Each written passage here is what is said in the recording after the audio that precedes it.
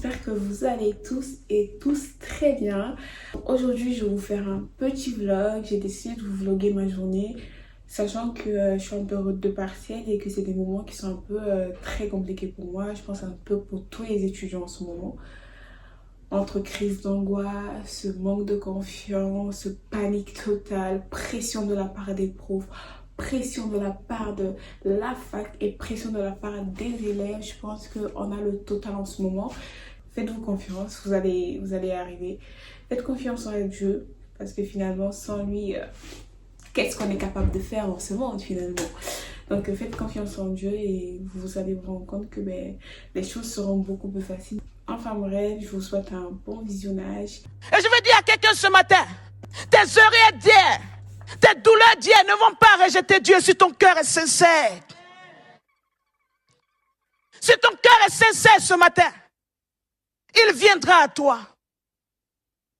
Il sait ce que...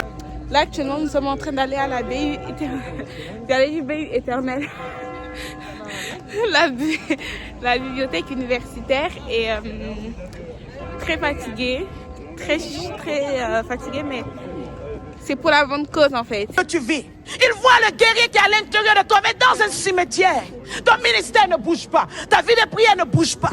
Il n'y a que mort autour de toi, pendant qu'il y a un vivant à l'intérieur de toi.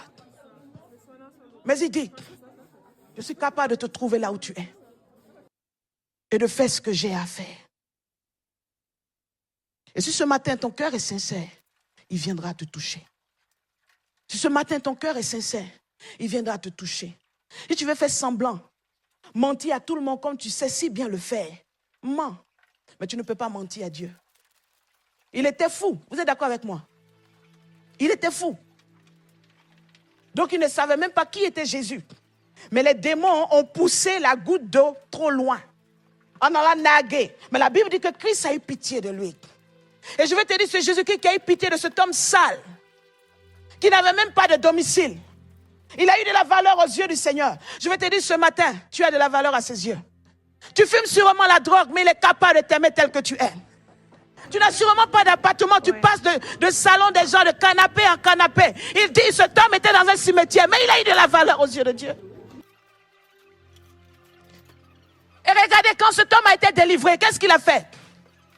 Il a dit quoi? Seigneur, je veux te suivre. Je veux être un évangéliste, je veux t'accompagner. Il n'a même pas dit, je vais aller dire au revoir à mes parents. C'était un homme de résolution.